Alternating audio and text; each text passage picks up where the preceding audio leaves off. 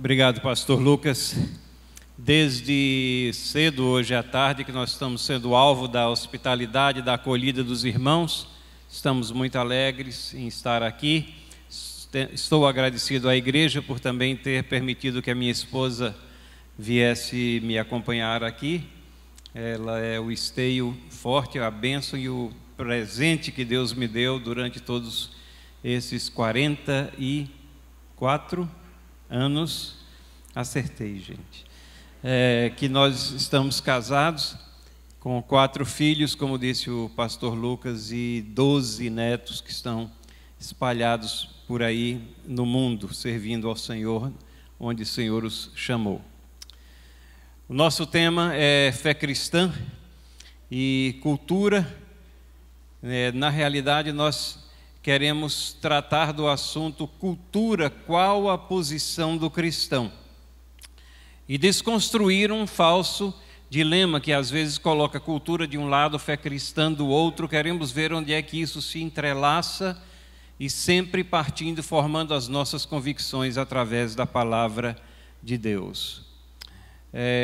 O que é que significa cultura? Você já vem estudando cultura, obviamente, e provavelmente já tiveram todas as definições possíveis e imagináveis, mas cultura significa trabalhar o solo, significa cultivar, significa a aplicação do conhecimento humano em atividades que possuam mérito e qualidade. Essa é a definição que nós estamos utilizando dentro da exposição que vamos fazer agora nessa primeira parte. Na segunda parte nós vamos tratar de cosmovisão, vamos talvez tocar em alguns pontos também já vistos aqui dentro desse programa de desenvolvimento que a igreja tão adequadamente faz, mas nós queríamos abordar a questão da cultura como sendo a aplicação do conhecimento humano em atividades que possuem mérito e qualidade. Notem que há uma qualificação aí para essa aplicação do conhecimento. Ou, às vezes, ela significa o envolvimento de outros na apreciação dessas atividades.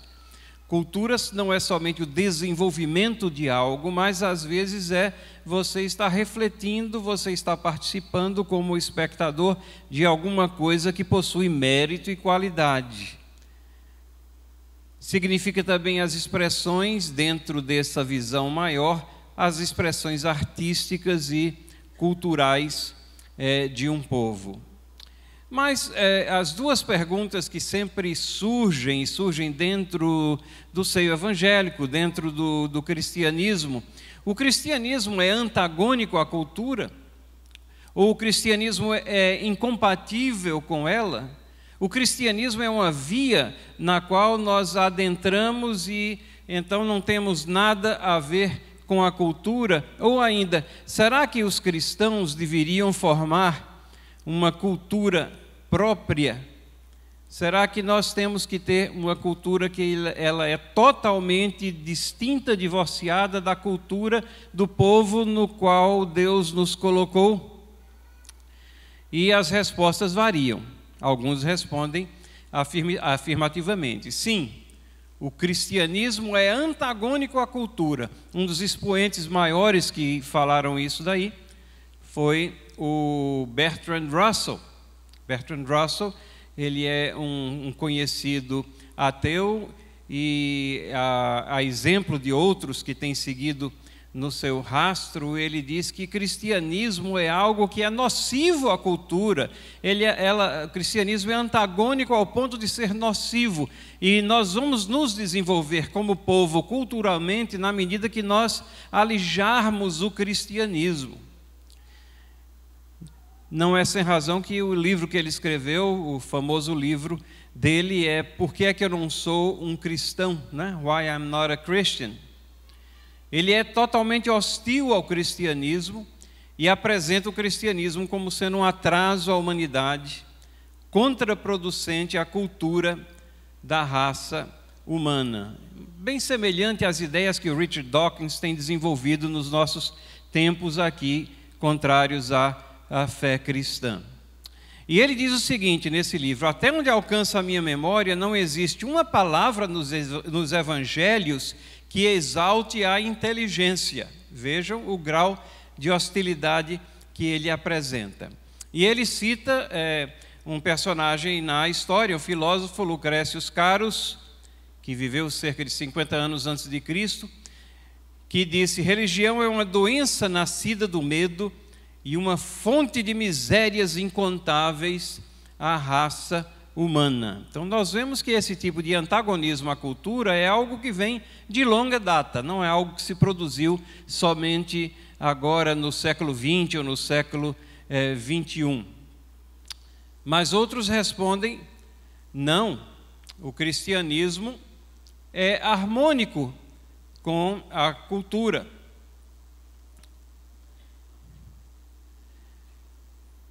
E aí nós temos duas reações à questão quando nós consideramos a harmonia com a cultura, e essas reações representam um falso dilema, exatamente esse dilema também que nós gostaríamos de esclarecer. O cristianismo é harmônico com a cultura, então o cristianismo deve criar sua própria cultura, suas próprias formas de expressão intelectual e artística. Ou cristianismo e cultura representam caminhos paralelos. Os cristãos devem se envolver e aceitar normalmente as manifestações culturais da humanidade. Às vezes são colocados como se fossem simplesmente duas vias. Mas o nosso objetivo como cristãos pensantes, aqueles que se firmam e se alicerçam na palavra de Deus, deve ser: nós queremos ser avaliadores da cultura e não apenas consumidores dela. Avaliadores da cultura e não somente consumidores dela. Então o cristianismo é visto como tendo simplesmente esses dois tipos de postura, né, com relação à cultura: isolamento e rejeição, ou então aceitação acrítica, ou seja, uma aceitação não crítica. Envolve-se com tudo, aceita-se tudo, porque afinal de contas é cultura. Quando nós falamos de cultura, inevitavelmente, e quando nós estudamos esse tema, nós vamos esbarrar na pessoa de Richard Niebuhr. Richard Niebuhr foi um pastor da Evangelical and Reformed Church lá nos Estados Unidos, na cidade de St. Louis. Ele foi professor na Universidade de Yale, e aí, em 1951, ele publicou um livro que permanece um clássico até os dias de hoje, chamado Cristo e Cultura. Ele é o irmão mais novo de um outro Niebuhr, que é o Reinhold Niebuhr, que é um conhecido teólogo neo-ortodoxo. Esse sai um pouco fora da nossa visão teológica, mas eu estou me referindo ao Richard Niebuhr, não ao Reinhold Niebuhr. O Richard Niebuhr escreveu esse livro aqui. Aqui nós temos a capa original aqui do lado esquerdo, e aqui nós temos uma edição em português, lá em cima, antiga. A foto dele está meio anêmica aqui, mas ele se parecia com isso. E aqui nós temos uma edição que foi feita do livro deles na comemoração dos 50 anos de publicação do livro Cristo e a Cultura. E basicamente o que ele diz é que os cristãos têm diversos tipos de reação à cultura. E ele traz então algumas classificações a essas reações: cristianismo e cultura. Vejam, ele diz que às vezes os cristãos colocam Cristo contra a cultura, e isso gera uma atitude de isolamento. Depois, às vezes os cristãos colocam Cristo da cultura. Eles veem Cristo em tudo que é cultura, mas ao fazerem isso é uma espécie de se render à cultura sobre Cristo. e não veem uma identidade específica ou um eixo de julgamento no qual nós possamos, então, discernir e julgar a cultura. Um segmento do cristianismo, dos cristãos, então, adota uma posição de Cristo sobre a cultura.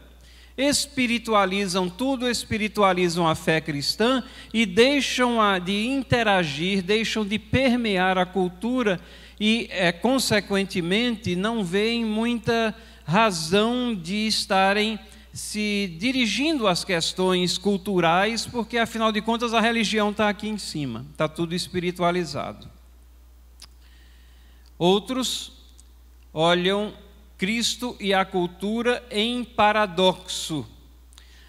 Dizem assim que há uma tensão constante, não tem jeito, os evangélicos, os cristãos vão sempre ter essa tensão constante até o fim, e nunca vai ser resolvido essa questão do relacionamento entre Cristo e a cultura. E finalmente ele coloca uma quinta categoria aqui, ou abordagem que os cristãos têm da cultura, que é Cristo o transformador da cultura. Então, da sua visão, essa visão de resgate, onde Cristo seria trazido às expressões culturais, para que elas pudessem ser resgatadas e alinhadas corretamente no bom sentido. É uma classificação interessante, são 5 categorias que ele coloca, mas eu vou trazer aqui para vocês a visão de um teólogo, J. Gresham Machen, que eu considero talvez melhor, mais simples e mais relevante para a nossa compreensão. J. Gresham Machen foi um grande homem, ele se contrapôs lá nos Estados Unidos, mais ou menos na década de 1920 e 1930, ele se contrapôs ao liberalismo teológico que imperava nos seminários, e então ele foi muito forte na defesa das verdades bíblicas, da veracidade da Bíblia, da importância da Bíblia para ser esteio, fundamento, ponto de partida para todo julgamento e toda compreensão da realidade e também toda motivação do caminhar nosso aqui nessa terra. E J. Gresham Machen, ele teve um período no Princeton Seminary, seminário de Princeton, nos Estados Unidos, e escreveu um artigo nos idos de 1913, numa revista lá do seminário de Princeton, chamado também com o mesmo título do livro de Niebuhr, que veio depois, Cristianismo e Cultura. E eu acho interessantíssimo como Machen entrelaça a sua visão de cultura, sua compreensão de cultura, com a questão da educação. A educação que muitas vezes nós cristãos achamos que é uma coisa que está totalmente separada da nossa fé. Nós vamos e bebemos nas fontes seculares da educação e aí achamos que vamos gerar cristãos conscientes e que vão conseguir fazer o julgamento correto dos seus passos na vida. E essa é uma área que me apaixona, é a área na qual eu trabalho. A educação escolar cristã, ela é tão importante para dar as bases do julgamento correto e da visão correta de como a palavra de Deus e como Deus, que é a fonte do conhecimento, ele permeia todas as áreas do saber. E Machen faz essa ligação aqui com educação e cultura. Veja uma das citações dele, ele diz assim: o nosso inteiro sistema de educação superior é projetado para manter a religião e a cultura distanciadas ao máximo possível, para ignorar a questão do relacionamento que existe entre elas. Parece que ele está falando para os nossos dias, né? O sistema de educação superior, diz ele é projetado para dizer religião não tem nada a ver com a cultura. E quando ele fala religião aqui, ele está obviamente se referindo à religiosidade verdadeira, aquela expressão de adoração e de seguimento das coisas que a palavra de Deus nos instrui. E ele diz assim: durante 5 ou 6 dias da semana, nós nos empenhamos para adquirir conhecimento. E é exatamente dessa atividade que baniram o estudo da religião. Estudamos ciências naturais sem considerar o seu impacto ou falta de impacto sobre a teologia natural ou sobre a revelação. Estudamos a história tomando o maior cuidado para evitar o maior dos movimentos históricos que começou com a pregação de Jesus. Nos domingos, por outro lado, recebemos instrução religiosa que solicita muito pouco o exercício do intelecto. São palavras assim contundentes, onde ele está, de um lado, ele está lançando uma acusação grave ao sistema de educação secular, que tenta fazer uma divisão entre uma visão religiosa de mundo e as áreas do saber. E, por outro lado, também está sobrando para as igrejas que espiritualizam tudo e, naquele momento dominical, elas tentam adorar a Deus e tentam fazer passos no seu processo de adoração que solicita pouco do exercício do intelecto, do saber, do conhecimento.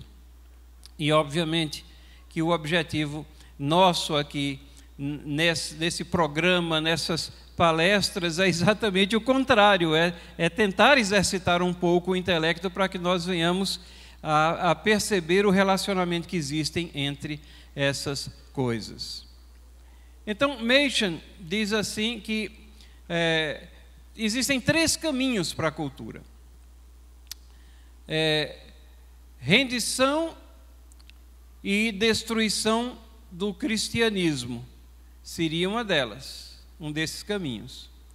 A subordinação da crença aos modismos da cultura. Quando você subordina a religião, a expressão de religiosidade, quer seja a forma cultica nossa, quer seja a nossa visão de vida, aos modismos da cultura, a gente está caminhando em direção à rendição e destruição do cristianismo.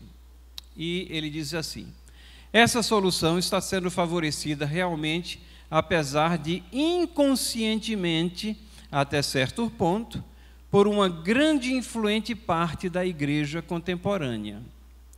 A eliminação do supernatural do cristianismo, tão comum hoje, na realidade torna o cristianismo meramente natural.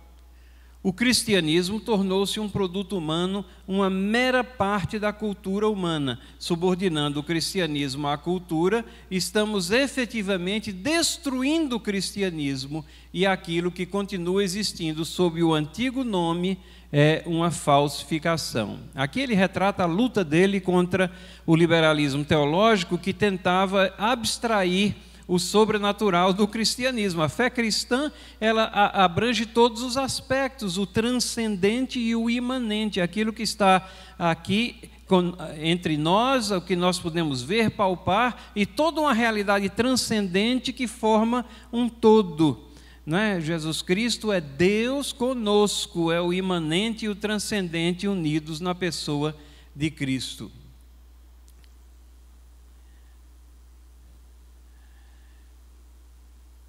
O segundo ponto, ou o segundo caminho que ele coloca, é a cultura olhada com desconfiança. E ele escreve o seguinte: argumenta-se que a cultura desse mundo deve ser pelo menos algo indiferente ao cristão. Muitas pessoas piedosas na igreja hoje estão adotando essa solução na essência e no espírito. Admitem que o cristão deve ter uma parte na cultura humana, mas consideram essa atividade como um mal necessário. Tais pessoas nunca podem participar das artes e ciências com algo que se pareça com entusiasmo. Elas consideram tal entusiasmo uma falta de lealdade ao Evangelho. Tal oposição nem é lógica, nem é bíblica.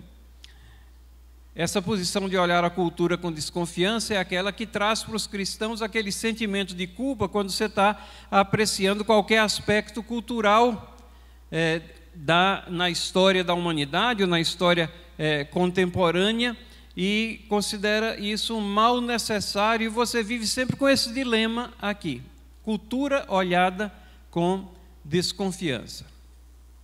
E aí tem o terceiro caminho que ele coloca, e o Niebuhr colocou 5 fases, 5 estágios ou 5 posições. O Machen, ele tem uma forma mais resumida de mostrar esse dilema e coloca 3, e esse é o último aqui: conquistando a cultura. Ele apresenta isso como sendo a alternativa. É bem semelhante ao último estágio lá de Niebuhr, o estágio do resgate, mas Machen vai mais a fundo e fala mais perto aos nossos corações. E ele diz o seguinte: em vez de destruir as artes e ciências ou serem indiferentes a essas, vamos cultivá-las com tanto entusiasmo quanto fazem os verdadeiros humanistas, mas ao mesmo tempo consagrá-las ao serviço do nosso Deus. Em vez de sufocar os prazeres provenientes da aquisição de conhecimento ou da apreciação do que é belo, vamos aceitar esses prazeres como presentes do nosso Pai Celestial. E aí notem aqui esse último ponto: em vez de obliterar a distinção entre o reino e o mundo, ou, por outro lado, retirar-se do mundo para um tipo de monasticismo intelectual modernizado, vamos sair com alegria e entusiasmo para sujeitar o mundo a Deus. Cristãos motivados, cientes de que Deus é a fonte do conhecimento, saem com essa vontade de enxergar a cultura, mas não de uma forma não crítica, não como meros consumidores, mas para transformar a cultura, para serem críticos sim dos aspectos que devem ser criticados, mas para apreciar também os aspectos que devem e podem ser apreciados. Cultura na nossa era, obviamente que ela adquire várias formas, e hoje fala-se que tudo é cultura, né? Novela das 6, das 7, das 9, das 10, Jimenez, Big Brother, Pânico, todas essas situações que são, na realidade, lixo cultural. Elas se apresentam ou são apresentadas como se fossem expressões legítimas culturais. E a grande questão nossa é como é que a fé cristã entende, interage com a produção cultural da humanidade. Para que nós possamos responder isso daí, é necessário que nós tenhamos a visão de 2 temas importantes, que são temas teológicos, mas que são fundamentais para a nossa compreensão da cultura. Primeiro é a questão do mandato cultural. Nós vamos falar um pouquinho sobre o mandato cultural. E segundo, vamos falar um pouco sobre a graça comum, a doutrina da graça comum de Deus. O mandato cultural.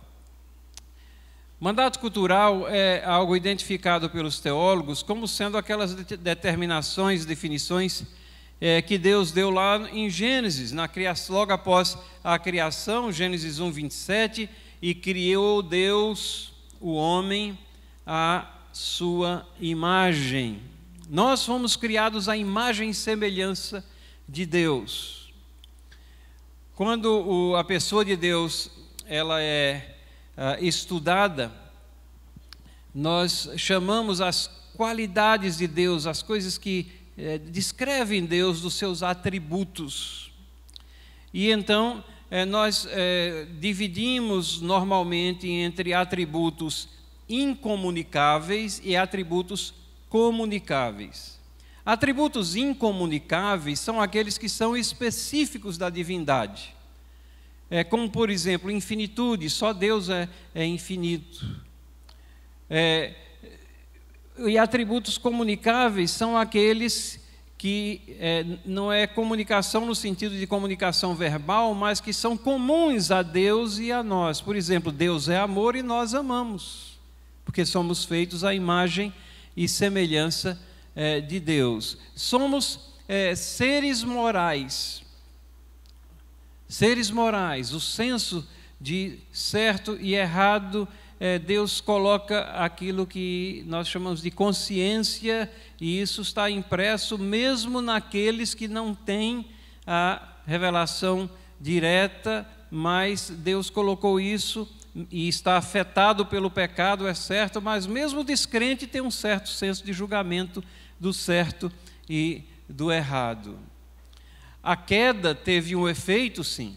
A queda em pecado teve um efeito nessa questão da imagem e semelhança de Deus. Ela afeta o nosso julgamento, ela afeta esses atributos comunicáveis que nós temos, mas ela não chega a apagar completamente. Os resquícios dessa imagem e semelhança de Deus estão em todos. Na realidade, esse é o grande ponto de contato que nós temos com todas as pessoas, e é através desse ponto de contato que nós vamos e transmitimos o Evangelho Salvador de Cristo Jesus. A restauração está lá em 2 Coríntios capítulo 3, versículo 18, e todos nós, com a face descoberta, contemplamos a glória do Senhor, segundo a sua imagem, estamos sendo transformados com glória cada vez maior, a qual vem do Senhor, que é o Espírito. Essa transformação que nós experimentamos depois da conversão, pela santificação, pelo agir do Espírito Santo em nós, isso é uma conformação cada vez maior à imagem e semelhança de Deus, que foi afetada, sim, pelo pecado. João Calvino, sobre essa questão, disse: a imagem de Deus se estende a tudo aquilo que na natureza do homem excede o que existe nos animais. O ser humano, então, com essa característica de ter sido criado à imagem e semelhança de Deus, ele é capaz, então, de receber essa delegação divina de ter domínio sobre a criação.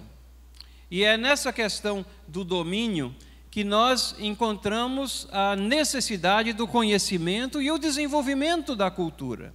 Na medida que você conhece sobre a criação e você aplica esse conhecimento, você vai desenvolvendo atividades culturais e atividades que vão fazendo uma civilização crescer, ser coesa e produzir, e ser produtiva também para os demais. Em Gênesis 1, 28, que é o versículo seguinte, nós lemos: Deus os abençoou e lhes disse: sejam férteis, multipliquem-se, encham, subjuguem a terra, dominem sobre os peixes do mar, sobre as aves do céu, sobre todos os animais que se movem sobre a terra ou pela terra. E domínio, como é que nós vamos dominar sobre a criação sem conhecê-la? Então, domínio é impossível sem conhecimento. Conhecimento implica em cultura, em produção intelectual de mérito. O mandato cultural, esse de dominar, ele é repetido também em Gênesis capítulo 9, versículos 1 a 3. E existem várias implicações desse domínio sobre a criação. A primeira é a legitimidade do cristão adentrar qualquer área de conhecimento.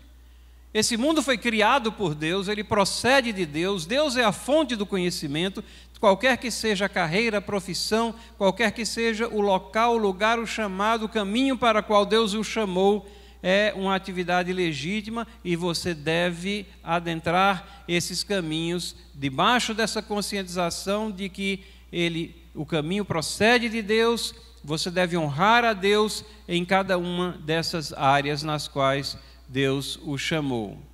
O envolvimento integral na glorificação a Deus é algo que deve permear a existência do cristão. 1 Coríntios 10, 31 chama a atenção nossa para as coisas que nós fazemos mais mecanicamente, como comer, beber. Quer comais, quer bebais, E aí Paulo adiciona: ou façais qualquer outra coisa, fazei tudo para a glória de Deus. Essa conscientização, essa é a grande diferença na vida do cristão, é a conscientização de que o que ele faz para a glória de Deus, ou deve fazer para a glória de Deus. Então, o cristianismo não é apenas uma filosofia idealista, compartimentalizada, apenas restrita a momentos de adoração, mas é vida integral. É envolvimento em todos os aspectos da vida. Agora, nós sabemos que mesmo as pessoas que não reconhecem a Deus são possibilitadas por Ele a realizar obras de mérito e de valor, não é? Engenheiros descrentes constroem pontes que não caem, constroem elevadores que param no andar certo. Cirurgiões que não são crentes realizam cirurgias de precisão e trazem inúmeros benefícios para pessoas, para a humanidade. E isso vem de onde? Vem de Deus. Da mesma maneira, isso é a graça comum de Deus, que possibilita que as pessoas realizem obras de mérito e de qualidade. Pode ser que o cirurgião não reconheça que Deus é o doador daquele dom, daquele talento e das possibilidades de instrução que ele teve, mas foi Deus que possibilitou isso. Pode ser que o engenheiro não reconheça que Deus também é o doador das possibilidades que ele teve de estudar e de construir prédios, pontes e tantas outras coisas, máquinas. Pode ser que o pedreiro não reconheça que Deus é que deu aquela habilidade que ele é requisitado tantas vezes e faz paredes tão boas e tão retinhas e tão perfeitas que o seu trabalho é requisitado, mas é Deus que é a fonte daquele conhecimento e daquela habilidade. Essa doutrina é teologicamente chamada de graça comum, está presente em diversas passagens na palavra de Deus, entre elas também o fato de que as bênçãos de Deus caem não somente sobre o justo, mas sobre o iníquo, né?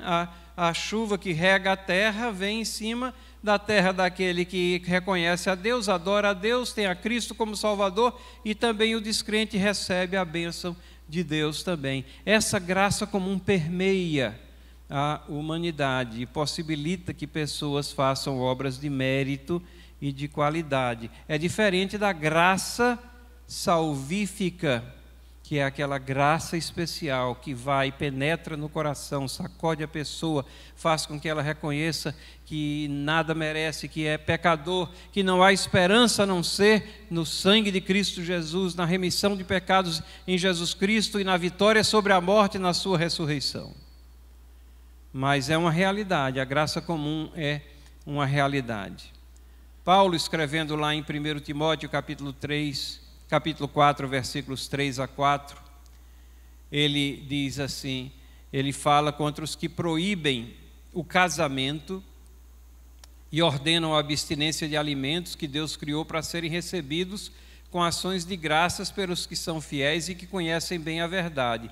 Pois todas as coisas criadas por Deus são boas, e nada deve ser rejeitado se é recebido com ações de graça.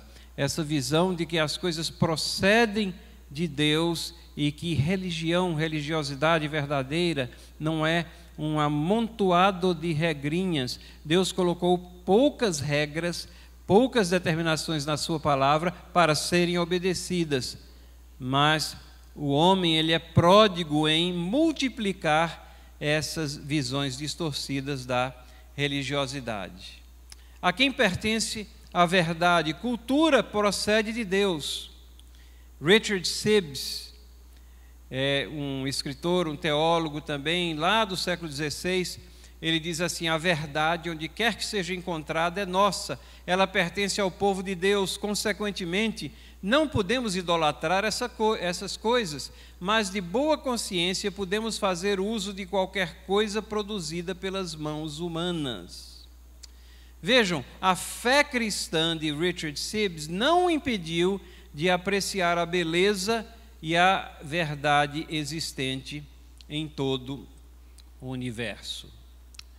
O Deus verdadeiro dos cristãos, Ele é o criador da cultura. E mais, Ele interage com ela. O cristianismo não pode nunca ter uma posição antônima, contraditória, divergente da cultura, porque Deus é o criador da cultura. E temos exemplos lindos, belos na palavra de Deus, como por exemplo o tabernáculo. Cultura e beleza foram utilizadas por Deus nas construções que Ele determinou, começando com o tabernáculo. Lá em Êxodo capítulo 25, versículos 1 a 9, nós lemos: Então disse o Senhor a Moisés: Fala aos filhos de Israel que me tragam uma oferta alçada. De todo homem cujo coração se mover voluntariamente, dele tomarei a minha oferta alçada, e esta é a oferta alçada que tomareis deles: ouro, prata, bronze, estofo azul, púrpura, carmesim, linho fino, pelos de cabra, peles de carneiro, tintas de vermelho, peles de golfinhos, madeira de acácia, azeite para a luz, especiarias para o óleo da unção e para o incenso aromático, pedras de ônix e pedras de engaste para o éfode e para o peitoral. E me farão um santuário para que eu habite no meio deles, conforme a tudo que eu te mostrar, para modelo do tabernáculo e para modelo de todos os seus móveis, assim mesmo o fareis. Deus é o Deus da cultura, é o Deus da beleza. Cultura e beleza foram utilizados por Deus nas suas construções. E o que é que nós podemos extrair desse texto aqui? Veja, primeiro, a legitimidade das diversas profissões utilizadas ali na confecção daquela casa de Deus. Arte e cultura contida nos artefatos escolhidos. E é interessante, isso é muito interessante, que muitos dos artefatos utilizados ali no tabernáculo vieram do Egito. Não é a procedência de algo que determina se aquilo é certo ou errado. Não. Muitos vieram e foram separados, consagrados para servir ali na casa de Deus, lá no tabernáculo.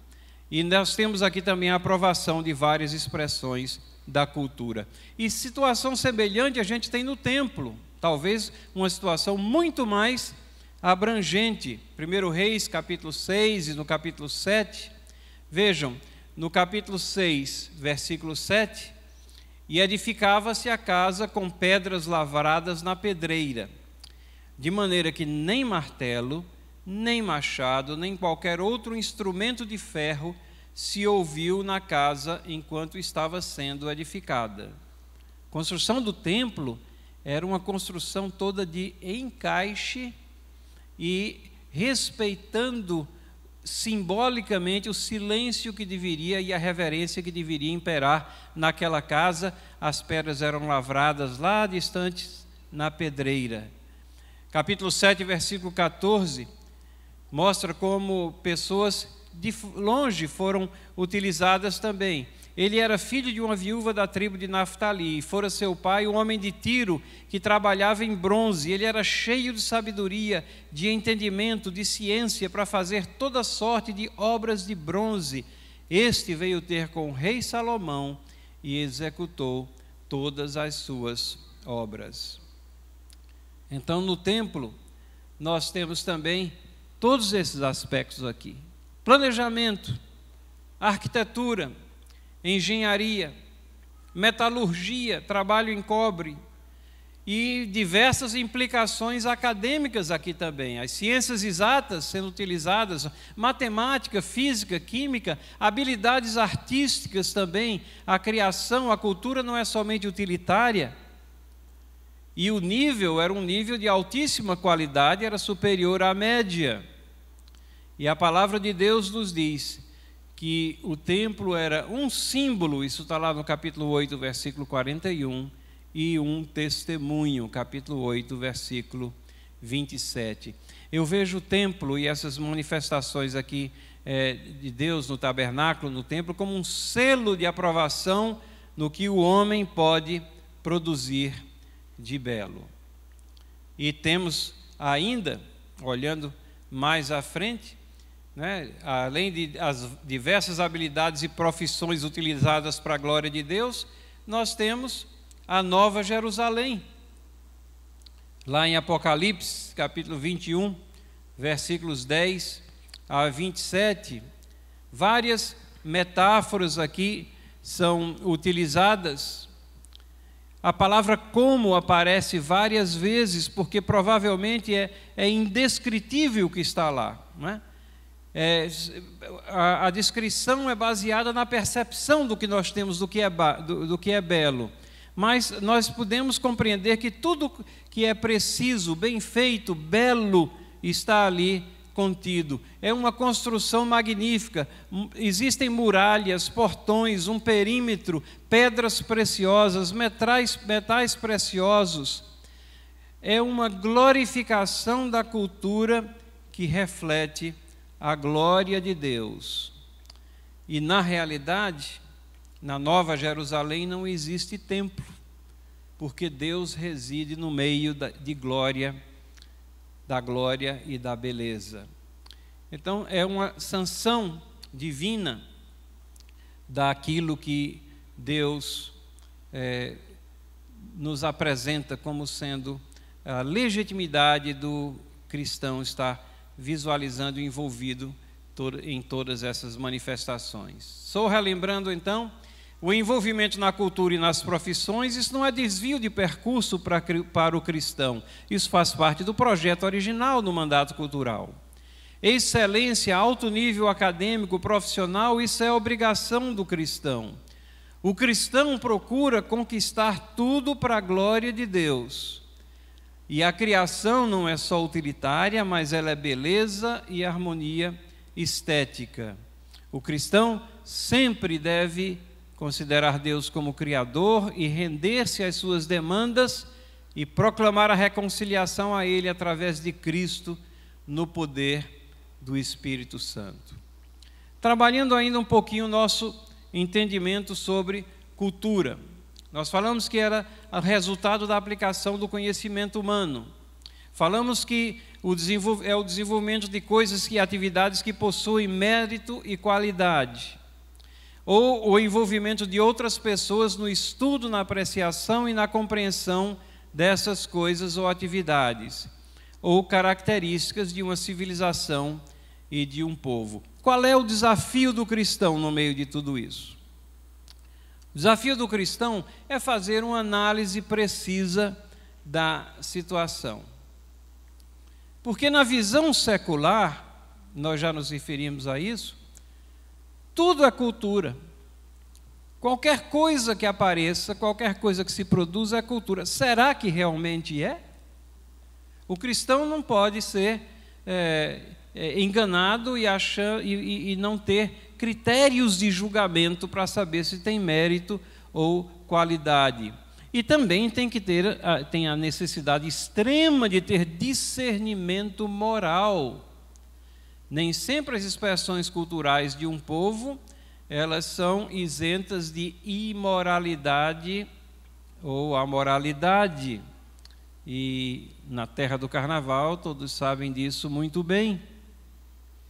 Muitos líderes cristãos têm promovido adaptabilidade e assimilação, mas nós não podemos perder nunca, nem ter falta de compreensão do aspecto purificador do padrão que é a palavra de Deus. Então, qual a diferença do cristão? Nós temos um padrão, então vamos usar esse padrão para as nossas avaliações.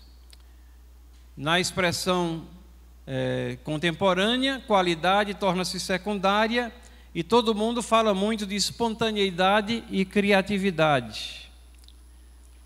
Os nossos desafios são como interagir com a cultura verdadeira, como ser sal da terra em todos os sentidos, profético, moral, cultural. Como discernir entre má cultura? Sim, existe tal coisa que é má cultura. Como promover a boa cultura, possivelmente pela educação cristã, educação que pode ser um braço da igreja ou uma escola que tenha uma educação escolar cristã. Vejam como é que Paulo ensinou sobre questões culturais aqui. Ele trouxe aqui algumas observações para um jovem pastor, politicamente incorretas. Tito era um jovem pastor, é colocado numa ilha lá, a ilha de Creta, e Paulo traz palavras aqui contundentes. Ele diz assim: porque existem muitos insubordinados, pauradores frívolos, ou seja, fica batendo boca frivolamente, sem propósito, e enganadores, especialmente os da circuncisão. E Paulo diz: é preciso fazê-los calar, porque andam pervertendo casas inteiras, ensinando que não devem por torpe ganância. Foi mesmo dentre eles um seu profeta que disse. Paulo, ele tinha uma abordagem extremamente inteligente e ele pegava citações da cultura contemporânea dos povos. Ele fez isso lá em Atenas, agora está fazendo isso aqui para Tito. E ele faz uma citação de um cretense que disse: cretenses, sempre mentirosos, feras terríveis, ventres preguiçosos. Vejam, aquela cultura na qual o Tito estava submerso, ela era caracterizada por uma cultura de mentira, por uma cultura de pessoas que eram virulentas, que viviam criticando, por uma cultura que era preguiçosa. Aí Paulo diz assim: tal testemunho é exato. Portanto, repreende-os severamente para que sejam sadios na fé.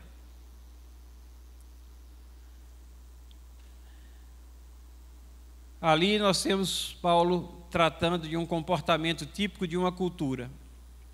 O que é que Paulo faz? Ele analisa os desvios daquilo que é a norma de Deus. Tito tinha que reconhecer, identificar, fazer cessar e repreender. Tinha que transformar enquanto ensinava.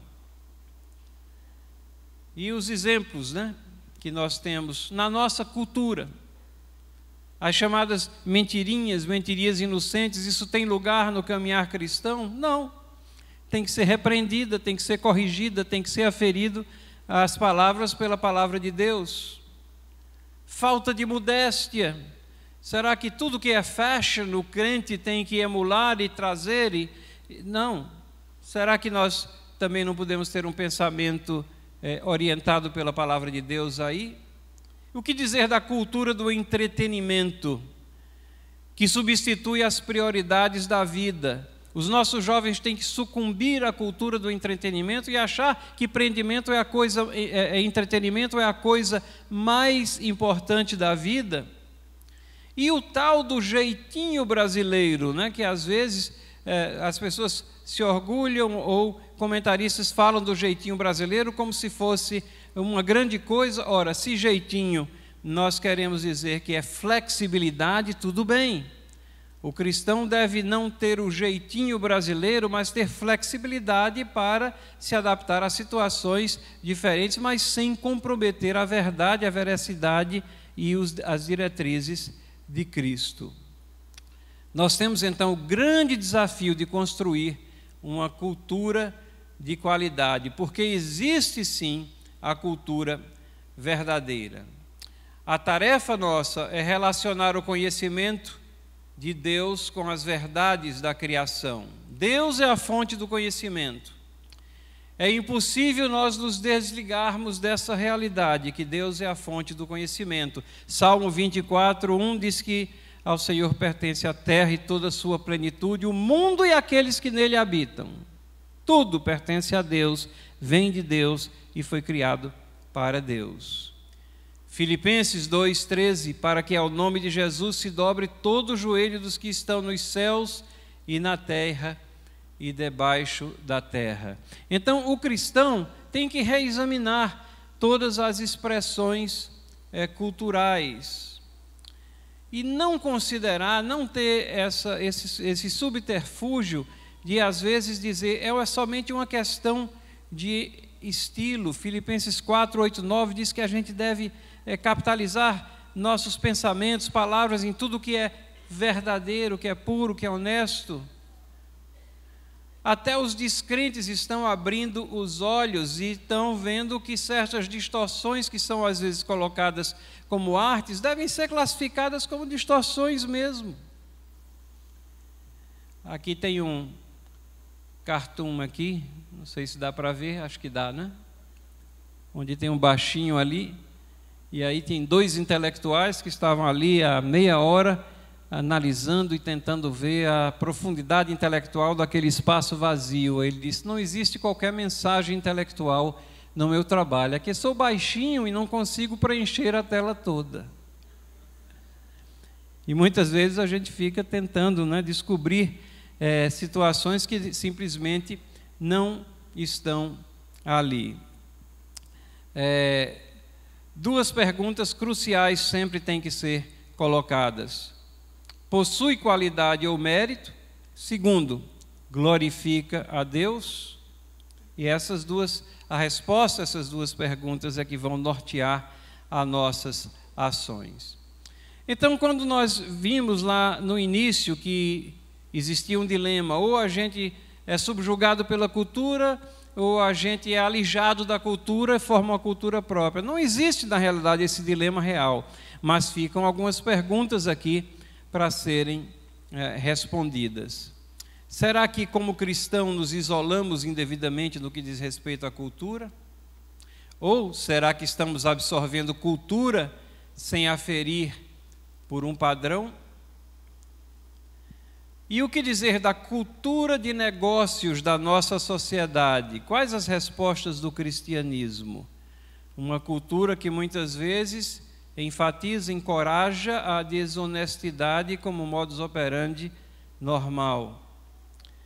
Existe um testemunho cristão que se destaca pelo contraste com a cultura socialmente aceita. Vamos, como cristãos, ter a coragem de admitir que somos um povo diferente, proceder diferentemente no meio de uma cultura que não glorifica a Deus, pelo contrário, que arrasta às vezes as pessoas para uma posição contra Deus?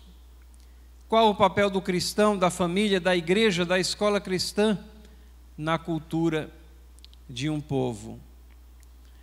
E, pessoalmente, o que é que nós podemos fazer para honrar a Deus em todos os aspectos da nossa vida? Carrear o nosso cristianismo, a nossa fé cristã no dia a dia da nossa vida, ensinar isso aos nossos filhos, de tal forma que nós sejamos verdadeiramente sal da terra e luz do mundo, e assim possamos transformar a cultura e não simplesmente sermos consumidores ou até sermos transformados por ela. A cultura de qualidade, que essa cultura que eu estou falando, que é fomentada pela educação escolar cristã, ela resulta num testemunho impressionante. Nós vemos isso daqui lá em Deuteronômio, capítulo 4, versículos 5 e 6. Lá nós lemos que existe uma tarefa. O trecho lá diz: eis que vos tenho ensinado. Então, essa tarefa do ensinar, de estar falando dessas coisas, eis que vos tenho ensinado. Existe um conteúdo nesse ensino. Ensinado o quê? Os estatutos e juízos, as diretrizes que emanam da palavra de Deus, o conceito de certo e errado que está lá. Bom é aquilo que Deus diz que é bom e não aquilo que nós achamos que seja. A fidelidade.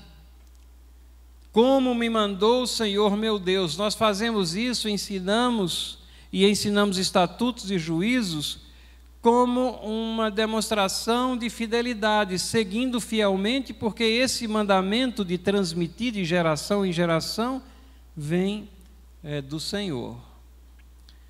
E tudo isso tem um propósito. Guardai-os, pois, e cumpri-os, porque isso será a vossa sabedoria e o vosso entendimento perante os olhos dos povos. O que nós absorvemos, extraímos, aplicamos dos estatutos e juízos que emanam de Deus pela inspiração do Espírito Santo, estão colocados em sua palavra. Essa é a nossa maior fonte de sabedoria e esse é o nosso fio de prumo pelo qual nós julgamos as expressões culturais nas quais nós estamos inseridos ou com as quais nós temos contato. E tudo isso leva a um testemunho. O texto lá na palavra de Deus diz que os povos vizinhos, aqueles que nos cercam, aqueles que têm contato conosco, dirão: certamente esse grande povo é gente sábia e inteligente. Talvez não porque estudamos mais do que eles, mas porque eles notam coerência, sinceridade de propósito, honestidade no nosso caminhar, abraçar coisas que são boas, rejeitando coisas que são más, criando famílias que são sólidas, sustentáculos de uma igreja que nos acolhe e que cresce através também do nosso testemunho. Que Deus abençoe a nossa compreensão dessas questões e que nós tenhamos sempre as Escrituras como fio de prumo de julgamento das expressões culturais. Vamos orar? Nós somos gratos, Senhor, pela Tua palavra, porque nós não somos deixados órfãos e ela nos ensina que Tu és a fonte de todo saber, de todo conhecimento. Todas as áreas do conhecimento convergem e procedem de Ti, convergem em Ti e procedem de Ti. Nós Te agradecemos porque podemos também viver numa civilização em que podemos olhar obras de mérito e de qualidade feitas e realizadas até por descrentes, Senhor, que não Te honram com sua vida, com seu testemunho ou com a sua devoção, mas pela Tua graça comum Tu tens derramado sobre eles também a possibilidade de compartilharem desse conhecimento que flui de Ti. Mas a nós, Senhor, povo de Deus, povo Teu, dá-nos a compreensão, ao adentrarmos num mundo que é hostil a Ti, que nós sejamos exemplos, sal da terra, luz do mundo, sejamos transformadores da cultura, que possamos apreciar tudo aquilo que de bom e belo Tu possibilitas que exista, mas que não sejamos subjugados nunca pela cultura, principalmente por aqueles aspectos culturais que são claramente contrários à Tua palavra, aos Teus preceitos, aos Teus juízos.